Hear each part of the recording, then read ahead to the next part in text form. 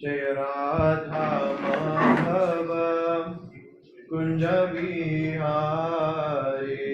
जय राधा कुंज बिहारी। जय राधा माधव कुंज बिहारी।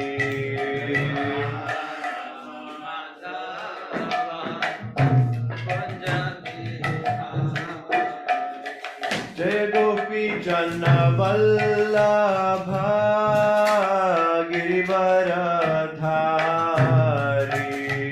गोपी जन वल्लभ।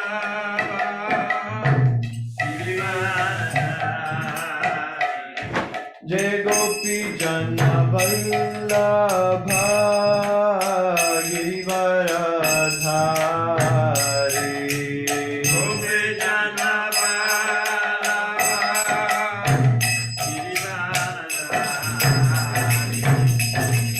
यशोदानंदन ब्रज जनरंजन।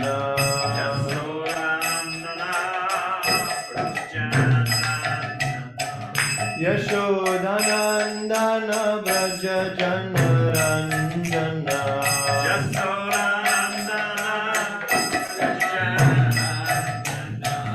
यमुना तीरा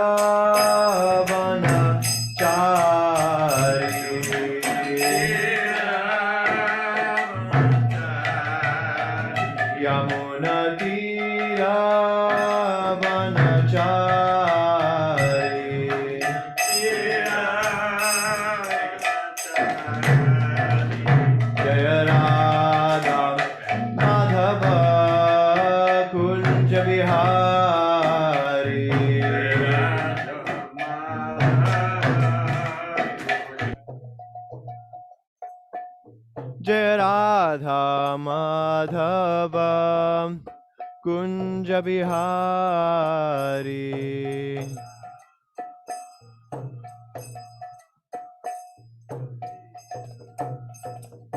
जय गोपी जन वल्लभ गिरिवरधारी।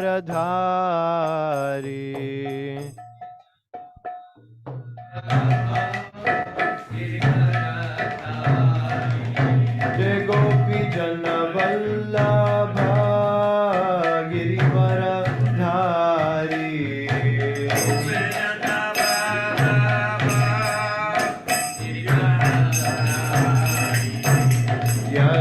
यशोदानंदन व्रज जनरंजन।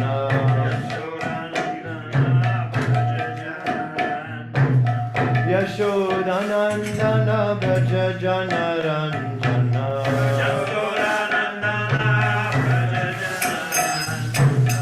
यमुना तीर वनचारी।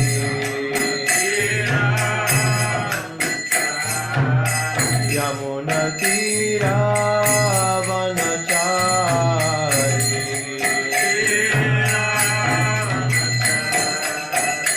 जय राधा माधव कुंज बिहारी।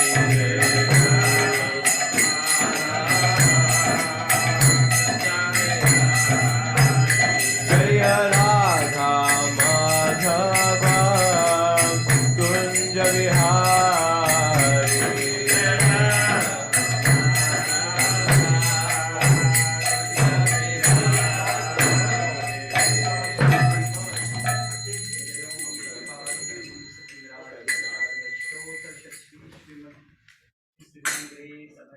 अरविंद भक्ति वेदांत स्वामी श्री प्रभुपाद की, अनंत कोटि वैष्णव वृंद की, ग्रंथराज श्रीमद् भागवतम की जय। पिताय गौर प्रेमानंदे। ओम नमो भगवते वासुदेवाय।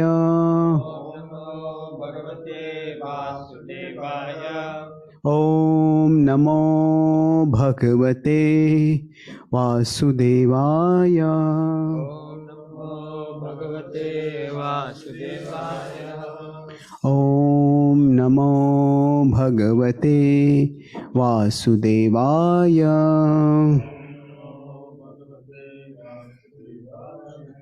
Kantra Srimad Bhagavatam, Canto 6, Chapter 10, Text 7.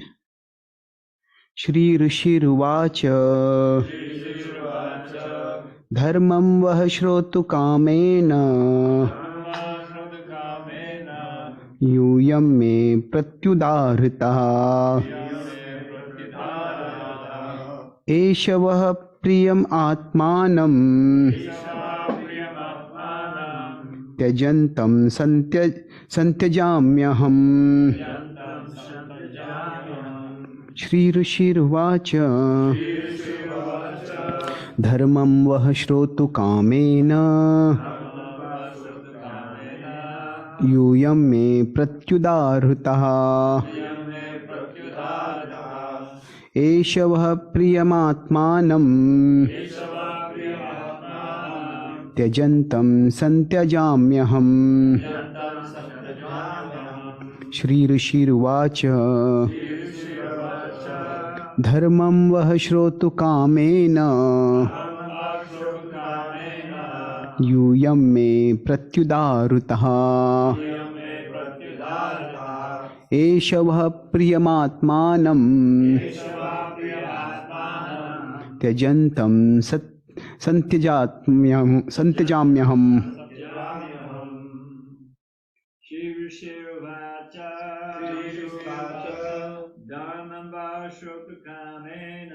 धर्मं वः श्रोतु कामेन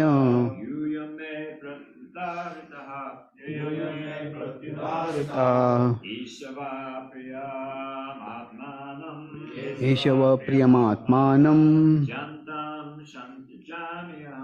त्यजन्तं संत्यजाम्यहम्। श्री ऋषिरुवाच धर्मं वः श्रोतु कामेन यूयं मे प्रत्युदाहृताम् एष वः प्रियमात्मानं त्यजन्तं संत्यजाम्यहम्। श्री ऋषिरुवाच धर्मं वः श्रोतु कामेन यूयं मे प्रत्युदाहृतः एष वः प्रियमात्मानं त्यजन्तं संत्यजाम्यहम्।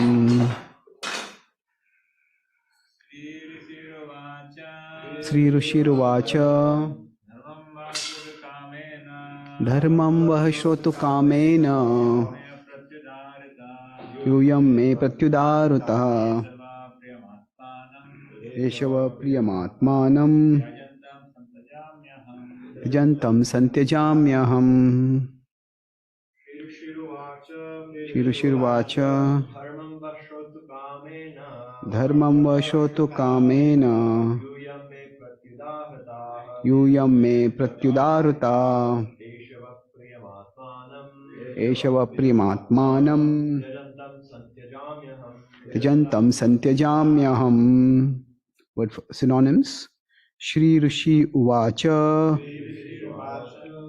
The great saint Dadichi said, Dharmam, the principles of religion, Vaha, from you, Shrotu Kamena, by the desire to hear, Yuyam, you, may, by me, Pratyudarutaha, reply to the contrary, Eshaha, this, Vaha, for you, Priyam, dear, Atmanam, body, Tyajantam, leaving me anyway today or tomorrow, Santyajamya, give up, Aham, I. Translation. The great sage Dadiji said, just to hear from you about religious principles, I refuse to offer my body at your request. Now, although my body is extremely dear to me, I must give it up for your better purposes, since I know that it will leave me today or tomorrow. This verse has no purport. So, next verse. Yo adhruvenatmana natha na dharmam na yashah puman ihet bhut dayaya sashoch sthavairapi. Translation purport by Srila Prabhupada. Translation.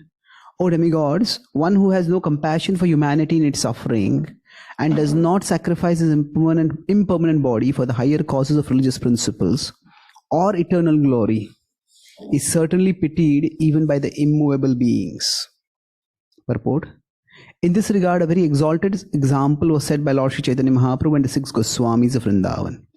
Concerning Śrī Caitanya Mahāprabhu, it is said in Srimad Bhagavatam 11.5.34, Tyaktva sudastya surepsitarajya lakshmim dharmishtha arya vachasaya dagadharanyam maya mrugam daitepsitaman vadhavad vande mahapurushate charanarvindam. We offer our respectful obeisances unto the lotus feet of the Lord, upon whom one should always meditate. He left his household alive, leaving aside his eternal consort, whom even the denizens of heaven adore. He went into the forest to deliver the fallen souls who are put into illusion by material energy. To accept sannyas means to commit civil suicide. But sannyas is compulsory, at least for every brahmana, every first-class human being. Śrī Caitanya Mahāprabhu had a very young and beautiful wife and a very affectionate mother. Indeed, the affectionate dealings of his family members were so pleasing that even the demigods could not expect such happiness at home. Nevertheless, for the deliverance of all the fallen souls of the world, Śrī Caitanya Mahāprabhu took sannyas and left home when he was only 24 years old. He lived a very strict life as a sannyāsī, refusing all bodily comforts. Similarly, his disciples, the Six Gosvāmīs, were ministers who held exalted positions in society. But they also left everything to join the movement of Śrī Caitanya Mahāprabhu. Srinivas Acharya says, Tyaktva turnam ashesha mandalapati shrenim sada tuchchavat bhutva dīna ganesha kau karunaya kopina kantha shritau. These Goswamis left their very comfortable lives as ministers, zamindars and learned scholars and joined Śrī Caitanya Mahāprabhu's movement just to show mercy to the fallen souls of the world. Dīna ganesha kau karunaya. Accepting very humble lives as mendicants, wearing no more than loin cloths and torn quilts. Kopina kantha. They lived in Vrindavan and followed Śrī Caitanya Mahāprabhu's order to excavate Vrindavan's lost glories. Similarly, everyone else with a materially comfortable condition in this world should join the Krishna consciousness movement to elevate the fallen souls. The words Bhuta Daya, Maya Mrugam, Daite Sitam, and Dīna Ganesha Kau Karunaya all convey the same sense. These are very significant words for those interested in elevating human society to a proper understanding of life. One should join the Krishna consciousness movement following the examples of such great personalities as Śrī Caitanya Mahāprabhu, the Six Gosvāmīs, and before them the great sage Dadiji. Instead of wasting one's life for temporary bodily comforts, one should always be prepared to give up one's life for better causes. After all, the body will be destroyed. Therefore, one should sacrifice it for the glory of distributing religious principles throughout the world. Om Jnanatimirandhasya Jnananjanishalakaya Chakshurunmilitam Yena Tasmai Shri Gurave Namaha. Nama Om Vishnupadaya Krishna Pristhaya Bhutale Shrimate Bhakti Vedanta Swami Iti Namine. Namaste Saraswati Deve Gauravani Pracharine Nirvishesha Shunyavadi Paschatya Deshatarine Vancha Kalpatarubhyascha Kripa Sindhubhya Evacha Patitanam Pavanebhyo Vaishnavebhyo Namo Namaha. Shri Krishna Chaitanya Prabhu Nityananda Shri Advaita Gadadhara Shrivasadi Gaura Bhakta Vrinda. Hare Krishna, Krishna Krishna, Hare Hare, Hare Rama, Rama Rama, Hare Hare. Hare Krishna. So grateful to be here with all of you today. And we continue the discussion on the Srimad Bhagavatam, Canto 6. Here, in the conversation between Indra on behalf of the Devatas and Dadichi. Now, Indra has given some instructions or wisdom about how one should sacrifice. And Dadichi replies by saying, yeah, Shrotu dharma kamena. I wanted to hear words of dharma from you. So, Shrotu kamena, that's why I spoke this. And yes, I will sacrifice. In fact, he makes a very emphatic statement over here that one who does not sacrifice for a higher cause is not just living a lamentable life. The words used over here are that such a person is pitied even by the immovable beings. Sachochaha sthāvarairapi. So, Sthavar and Jangam are two categories of beings, moving and non-moving. Moving are considered to be much more elevated. So, it's the point being made over here is, somebody is very wealthy and somebody is very poor. Normally, the wealthy will pity the poor. But if the poor person says, I pity you, what is going on? What do you think is wrong in my life that you should pity me? So like that, for those living beings who are immovable, for them to pity the movable, that is almost an inversion of the normal hierarchy. And why is that?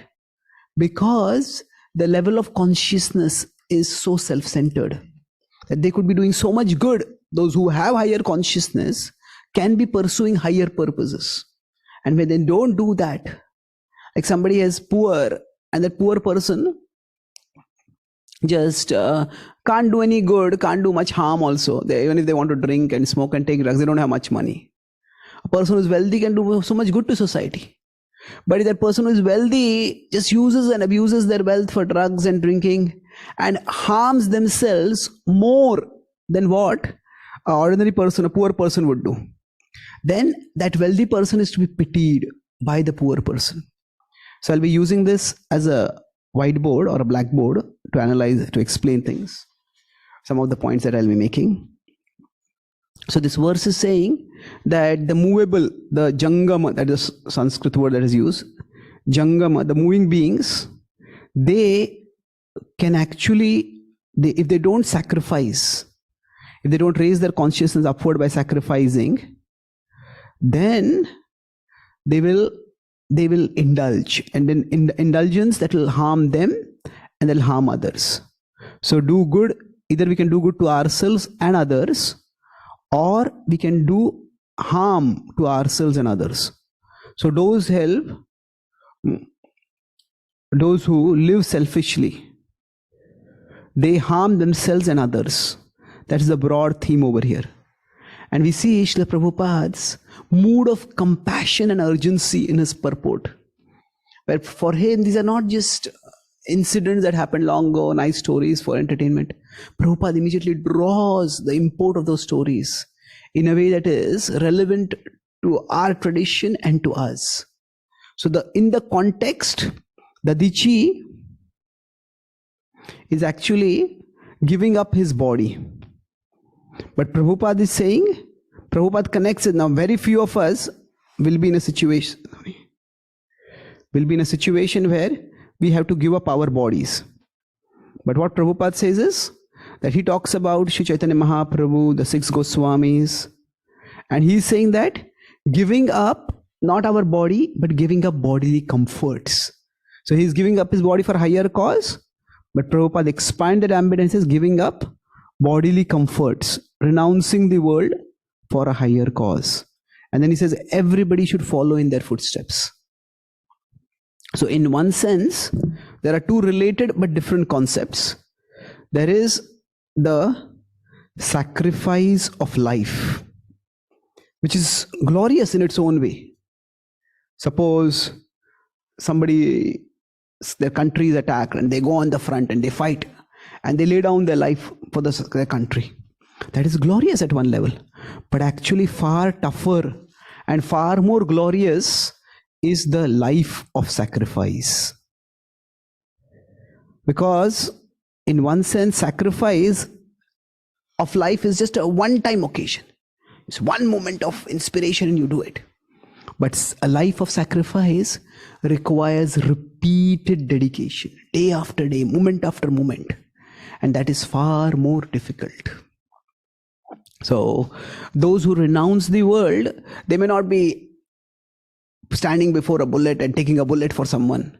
But what they are doing is choosing a more difficult option.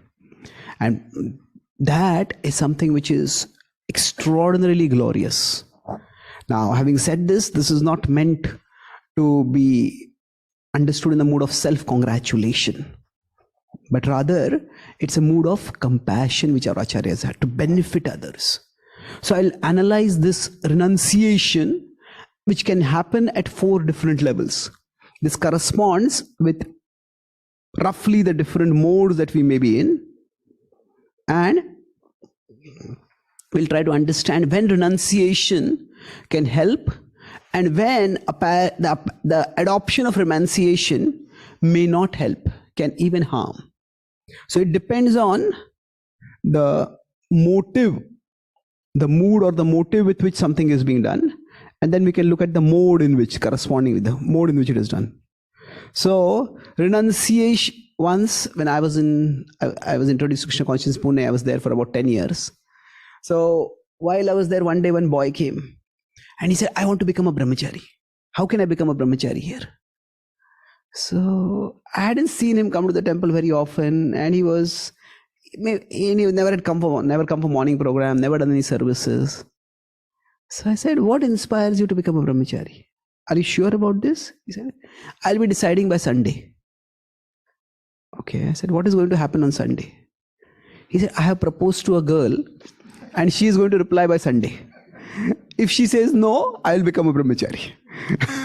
Now, this is renunciation that arises from frustration. So, such a renunciation is simply an oscillation. Prabhupada talks about bhoga and tyaga. So this is largely in the mode of rajas, the mode of passion. So renunciation in such a mode is not very helpful in general.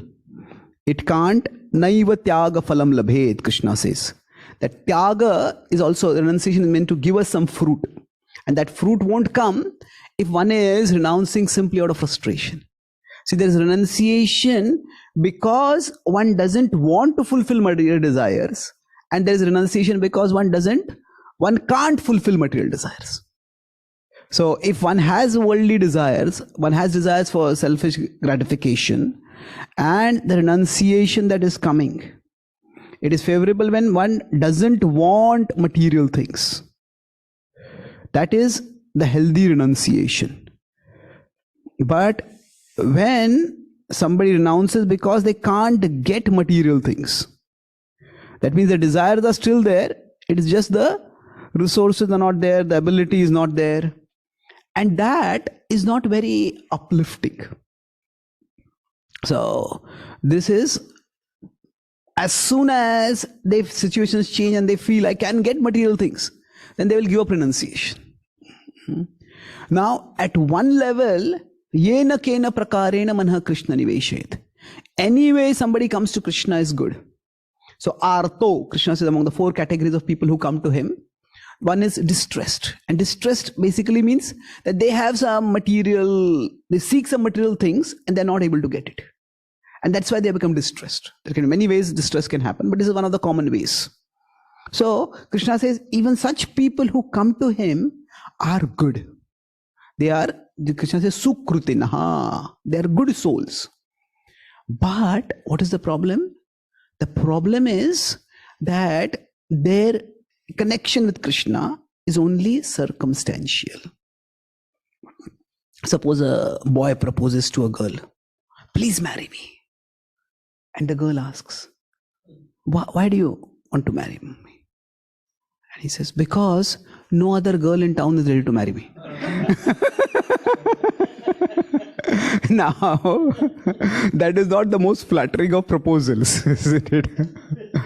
Now, in such a situation, if the girl accepts the boy, and that shows the girl really loves that boy.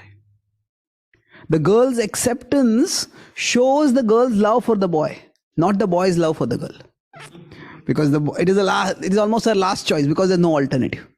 Similarly, when we are frustrated in life and nothing seems to be working, then we say, go to Krishna. Krishna, please give me a shelter. I surrender to you.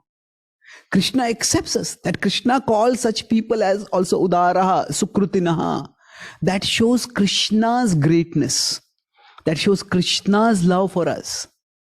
But that when we are choosing Krishna only because we have no other choices, no other workable choices, that does not show our love for Krishna.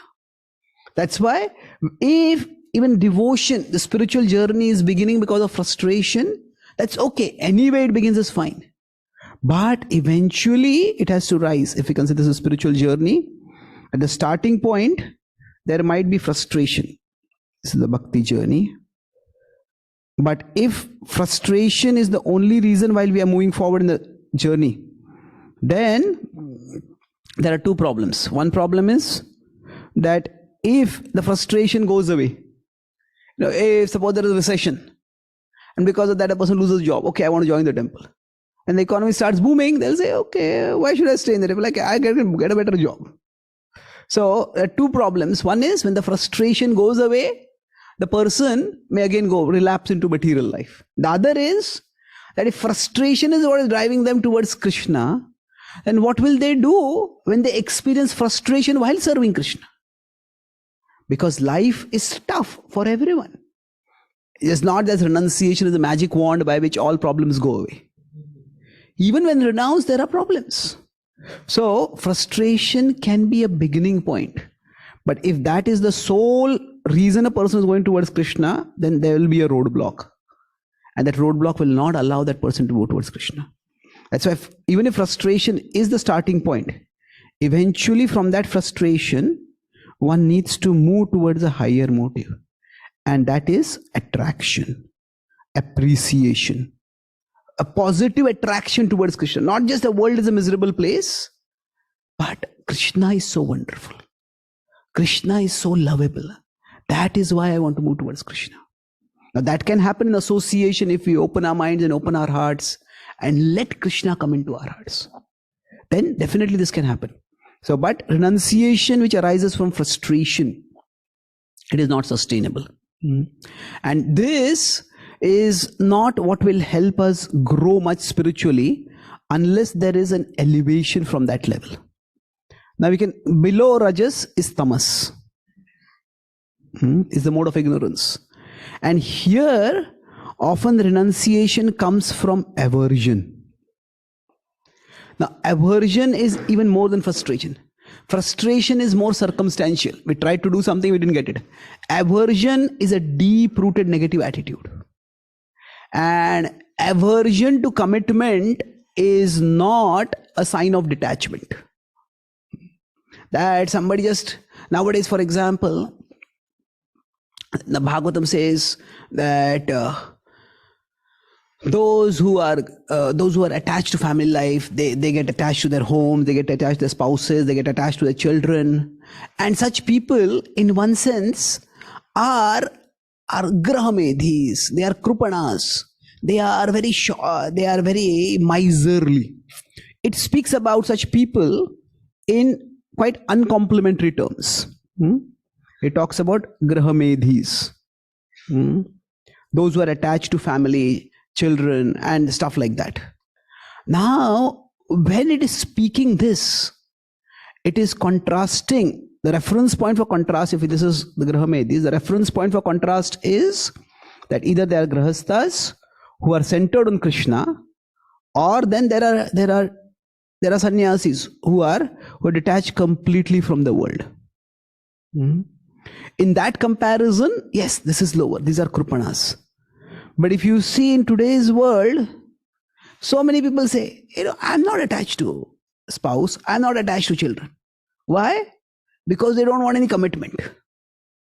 They don't want, people just, I was in New Zealand and I often speak in my talks how society is crumbling, even materially speaking.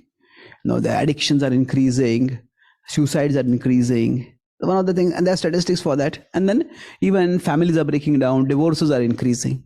So when I was in New Zealand, the devotees told me, don't speak, right, about divorces are increasing.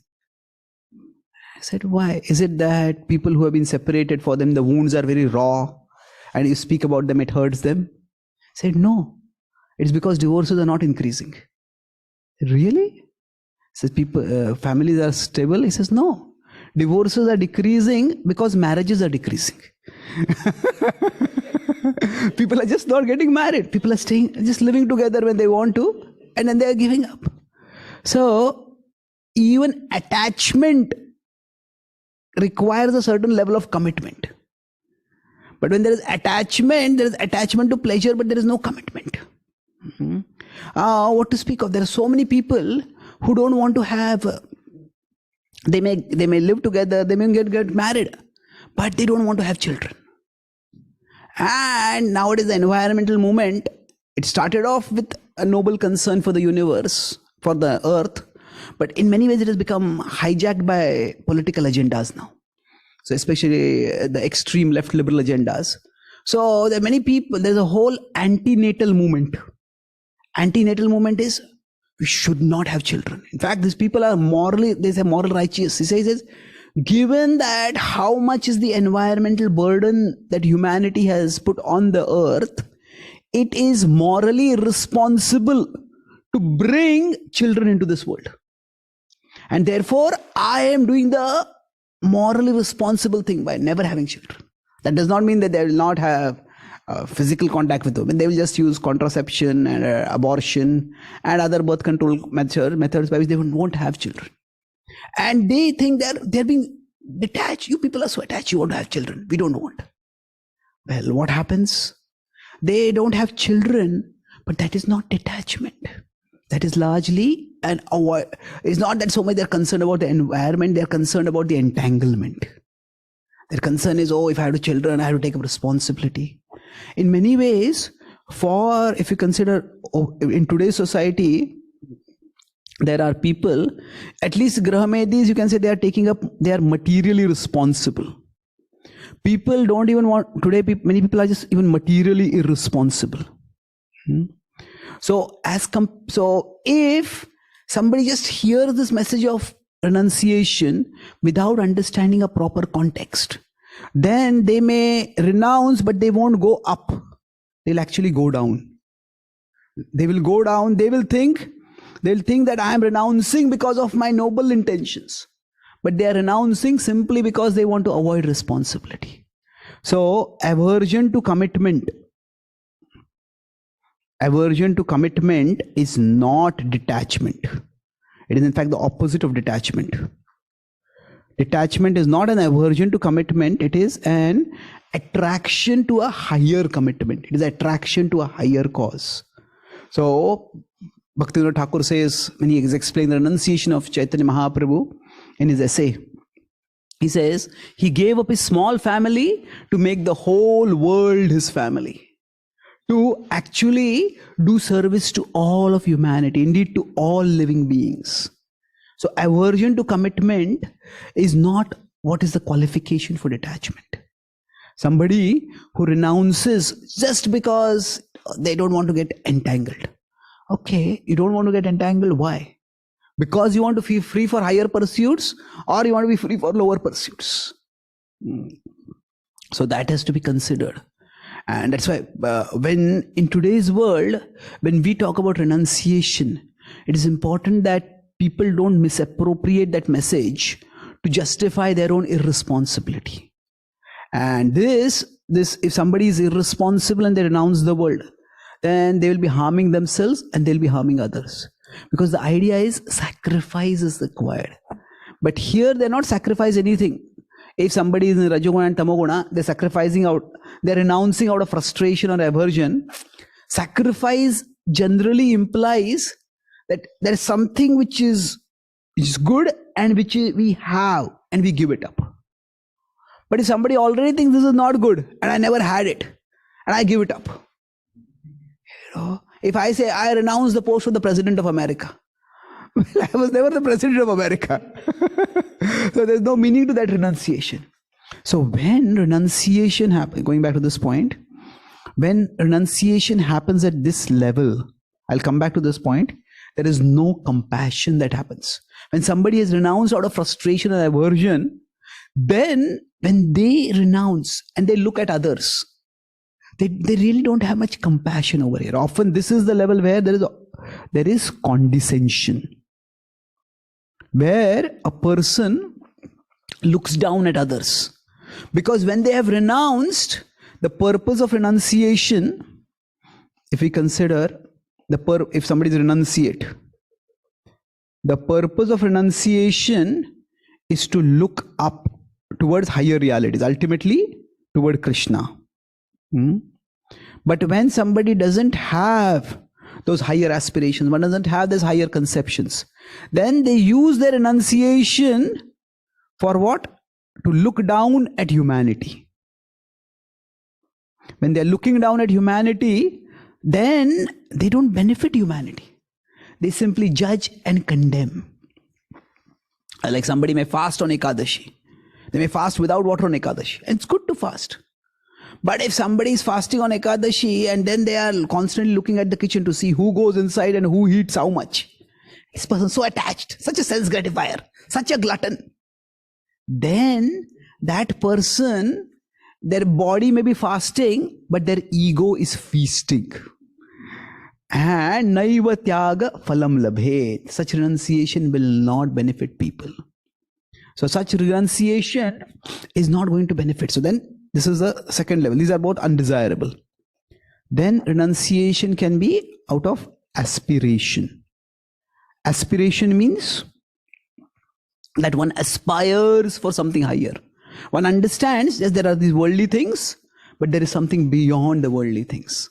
And I'm renouncing these worldly things because I want to seek something higher, because I strive for something higher.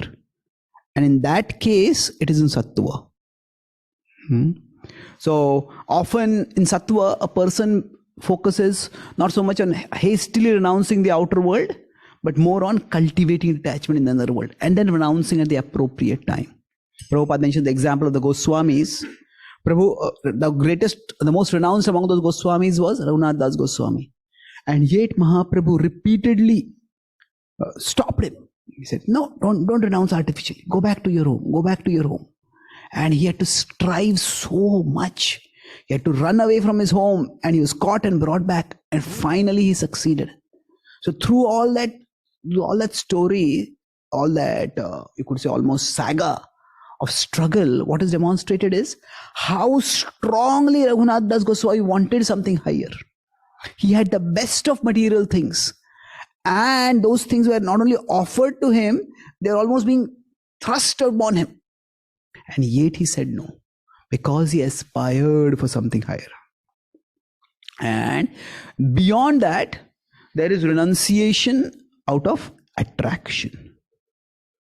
When we are naturally attracted to the Lord, at that time it is Shuddha Sattva.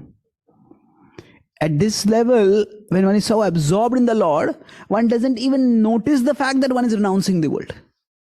Because Krishna is so much richer, Krishna is so much sweeter. So what is there to renounce? This generally, compassion is possible at these two levels. Mainly at the level of attraction. Prahlad Maharaj says that Naivo dvije paraduratya vaitaranyas twadvirya gayan mahamruta magna chitta shochedato vimukchetasa indriyarthas maya sukhaya bharam udvahato vimudhan. He says that, oh my dear Lord, I feel that these materialistic people, they are chasing after Maya Sukha. It is just insignificant. It is illusory.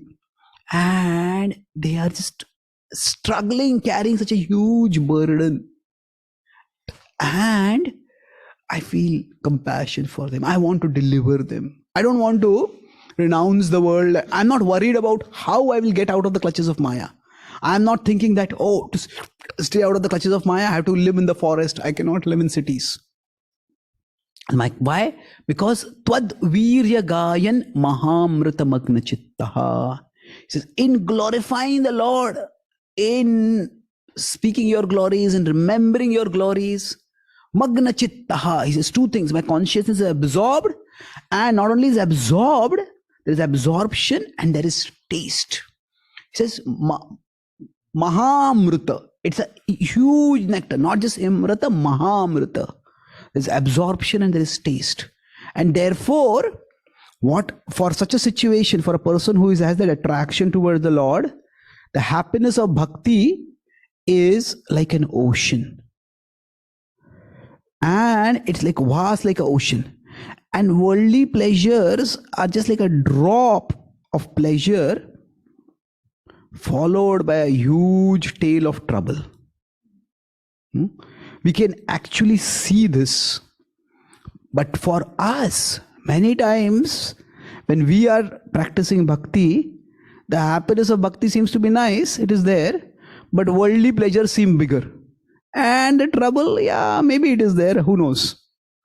So at this level, we feel there's so much pleasure here, and maybe the trouble is there. It's like, Krishna is nice, but Maya is also not all that bad, you know.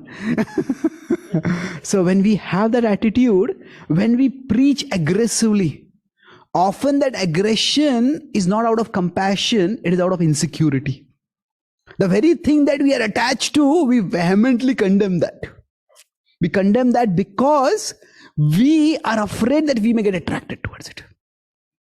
We may get attracted towards this. And this is this kind of, if what we think is compassion is centered on condemnation, it's centered on condescension, then we alienate people. I was just in Texas, I'll conclude with this point. I was in Texas just a couple of weeks ago, and Texas is a part of the Bible Belt. So I was going for a program, I saw on a car hoarding, on a car bumper note, it said, "Oh God, please save me from your preachers."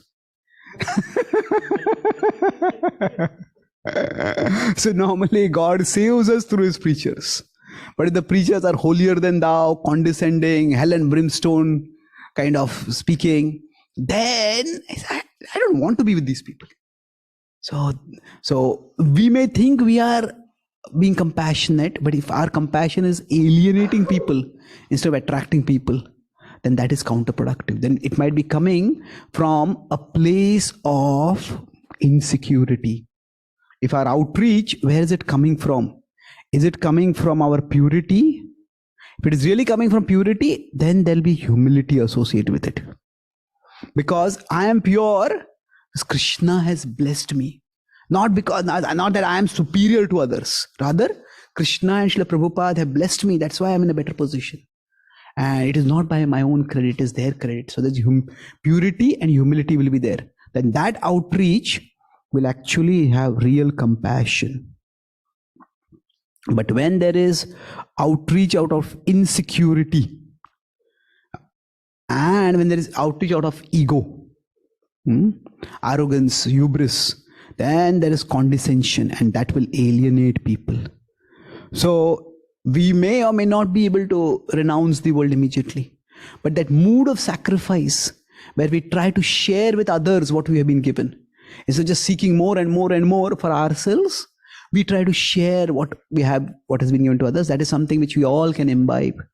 While the sacrifice that was done by the Dichi Muni, the sacrifice that was done by Chaitanya Mahāprabhu, Gosvāmīs, Srila Prabhupada, that may be a sacrifice that will be too difficult for us to even conceive, leave alone follow in the footsteps. But the underlying principle that there is something higher in life which we have been given and which we can share. So with whatever little purity we have, whatever humility we have, if we try to share, then what we share will be with compassion, and that will inspire attraction in others. And that's how they can also become elevated. So I'll summarize. I spoke 4 points today broadly, rather 5 points.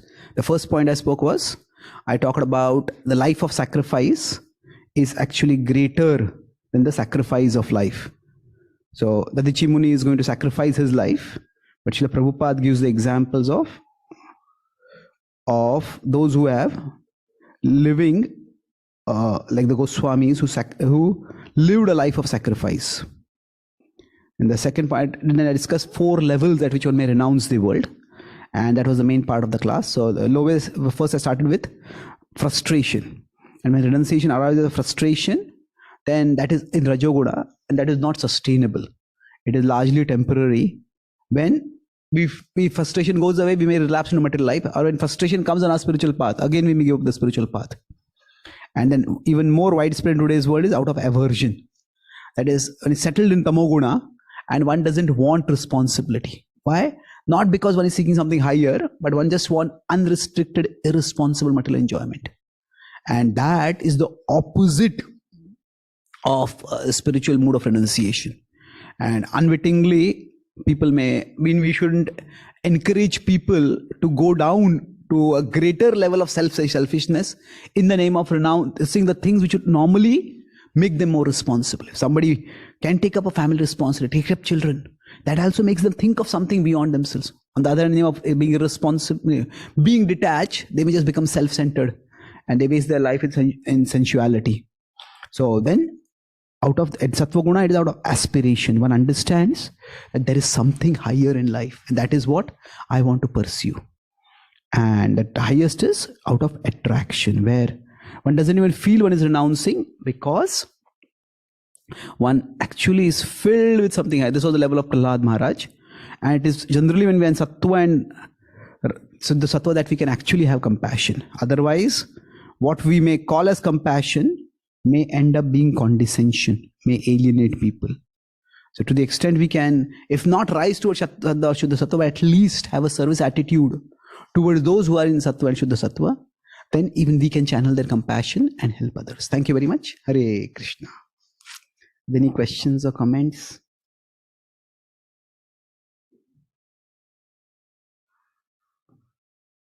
Yes.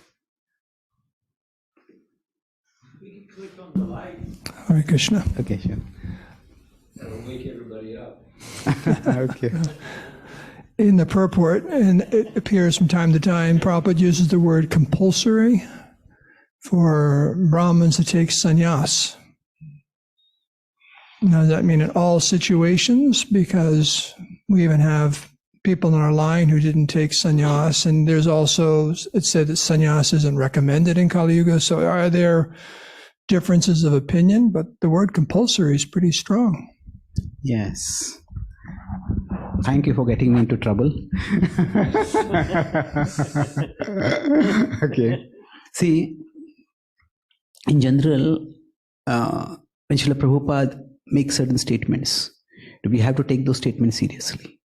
And take those statements seriously. You take those statements seriously. We cannot relativize them. But certainly, when we are looking at Shastra or Guru statements, there are broadly, could have 3 approaches. One is, we can absolutize the statement. Oh, if you're using the word, then we use the light. I thought you were. Okay. We can add, that's like a pendulum. One extreme is we absolutize the statement. Oh, okay, not. It's a pendulum, we absolutize the statement. So now we can do that, but this will eventually lead to confusion. So for example, Srila Prabhupada in one place says that if anybody is agitated by sex desire, my standing instruction to all my disciples is that they should get married. That's one place. But another place Prabhupada says that marriage is no solution to sex desire. One has to learn to tolerate. If you think that you can get rid of sex desire by marrying, you're just misleading yourself. I'm paraphrasing both the statements. But there are statements like that, where Prabhupada, if we take his statements as absolute, then there'll be confusion, because we'll find that there are different statements he makes at different times, and sometimes they even oppose the statements. Now, when this happens, some people may go to the other extreme, the pendulum, they may relativize. These are not true, or whatever you want, you can take it. We relativize, then we trivialize the statement. If we relativize, then we erode the authority of the statements. We erode the authority of not just statements, we erode the authority of the Acharya also is making the statements. So in between these two, between absolutizing and relativizing, is contextualizing. Contextualize means what Prabhupada said is valid and valuable and true. At the same time, what Prabhupada spoke was in a particular context. So does that context apply at all times? Or is the context different at different times? So when we understand the context, the difference between contextualizing and relativizing is we understand a specific point, maybe contextual, but underlying that there is a principle. So there is a point and there is the point of the point. What is the purpose because of which the point, due to which the point is being made? And then if we study in general and understanding Srila Prabhupada's works, it is important that we look at specific statements, but we also try to look at what Srila Prabhupada has broadly said on that subject. So when we look at the broader statements that Prabhupada has made, or rather overall, what all the various kinds of statements that Prabhupada has made, then we get a more holistic picture. And then we can look at the specific point, and then we look at the point beyond the point, or the point of the point. So in general, there are other statements that Prabhupada said that even the second initiation is not compulsory.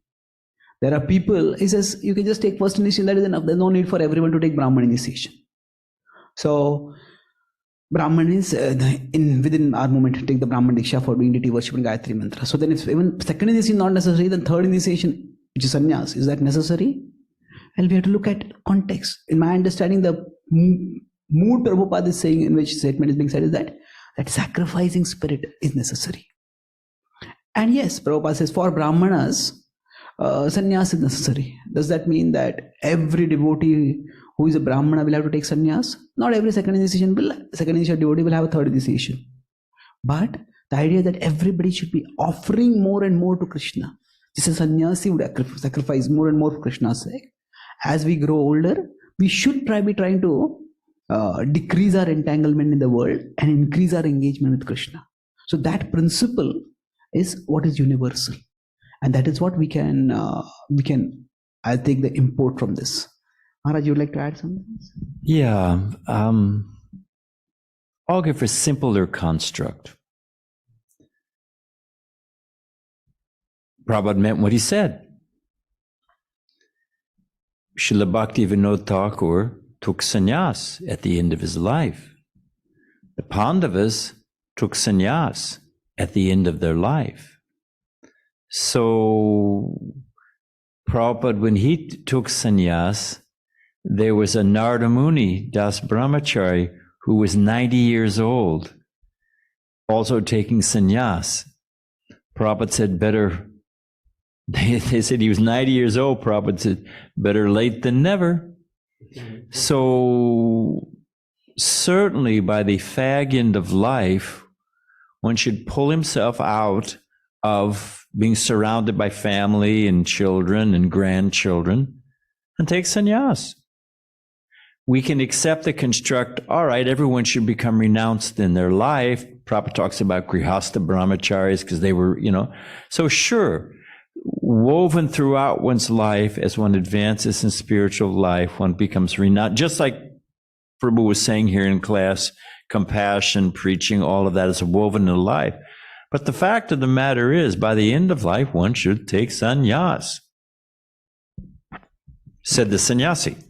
So you take that in context. Thank you, Maharaj. Any other comments or questions before we finish? Yes, bro. You had a question, Vajaj, bro? Okay. So, Prabhu, in Bhagavatam, throughout Bhagavatam, we hear stories of people renouncing, like Pururava or the Brahmana, and what is you see they are frustrated, or then they realize, oh, this is futile, and then they give up. So how would you characterize their renunciation? Yes, that's why I said that can be a beginning point, but that is not a sustaining point. Yes, Pururava gets frustrated, but we see that even before that, Pururava has performed a yajna, and that yajna is to Vishnu. And he performed that yajna with such piety that Vishnu himself appears over there. And then Vishnu is there in front of him, but he asks, I want Urvashi. And Dasa, I want devotion to you, I want Urvashi. So now we can contrast it with Dhruva Maharaj. When Vishnu appears in front of him, Dhruva, he says, that is like broken pieces of glass. You are the jewel. So the darshan of the Lord, that even the desire to worship the Lord, that is there in Purava also. But that infatuation is at that point too strong. But eventually when the infatuation goes down, then his devotion to the Lord, his faith in the Lord, his attraction to the Lord manifests again. So yes, frustration can definitely be a starting point. But if somebody thinks frustration is the sole qualification for renunciation or devotion in the mode of renunciation, that is what is problematic. Yes, in general, without facing some troubles in life, very few people are going to aspire for something beyond this life, unless they are already very spiritually evolved from a previous life. So frustration is a part of the process by which we seek something higher. There's a lecture which Prabhupada says, all of you hippies are, in the West, people consider you frustrated, but he says, I appreciate you. He says, human life is meant to be frustrated. And Prabhupada says, Athato Brahma Jigyasa. So how is Brahma Jigyasa, the spiritual inquiry, going to happen? When one becomes frustrated with material inquiry. So how to gain more money, how to gain more sensual pleasure. One becomes frustrated with that. So if that leads us to something higher, then that's auspicious, that's glorious. Okay, thank you.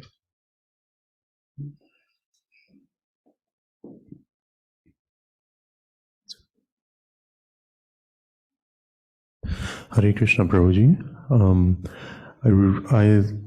I was reading the verse and where they're talking about the Gosvāmīs, and I'm trying to connect it to the point where you mentioned how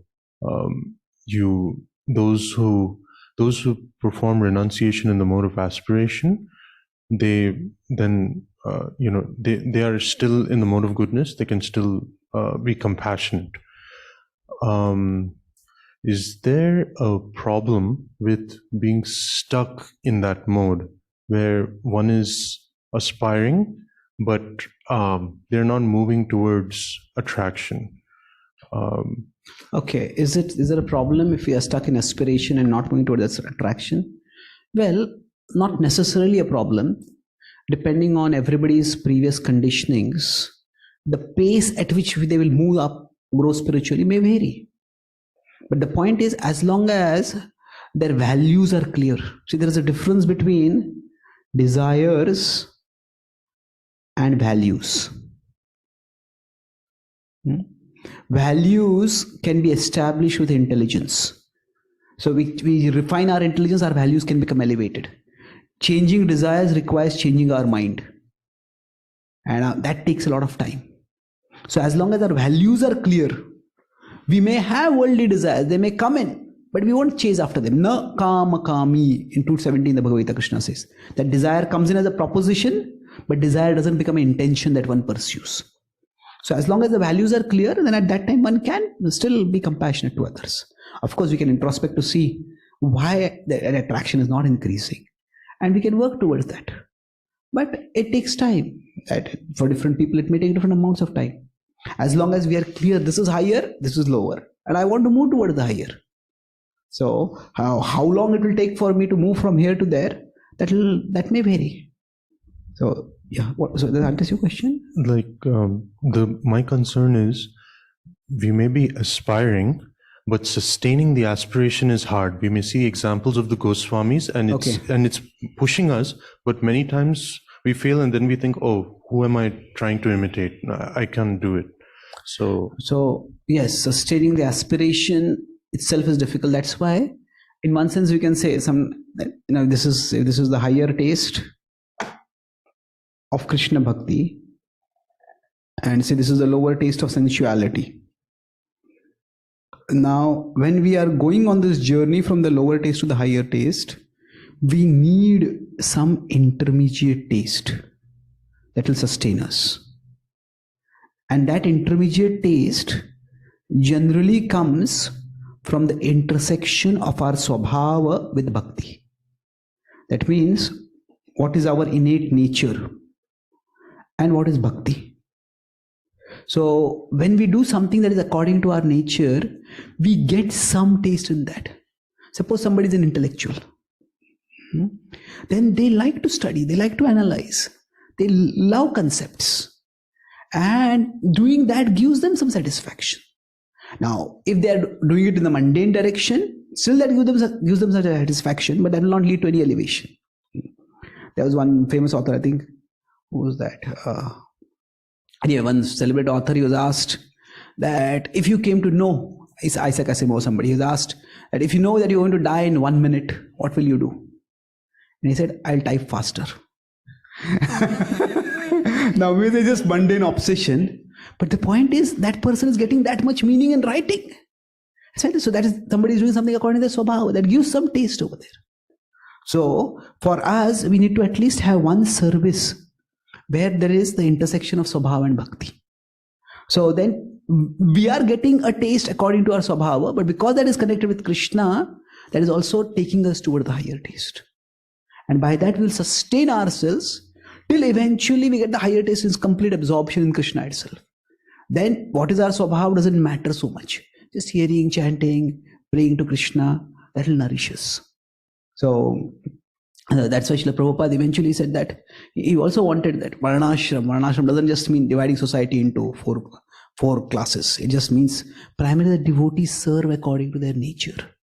That's what makes the practice of bhakti sustainable over a long time. Okay. So thank you very much. Grantaraj Srimad Bhagavatam ki, Srila Prabhupada ki, Gaur Bhakta Vrinda ki jai, Gaur Premanamade.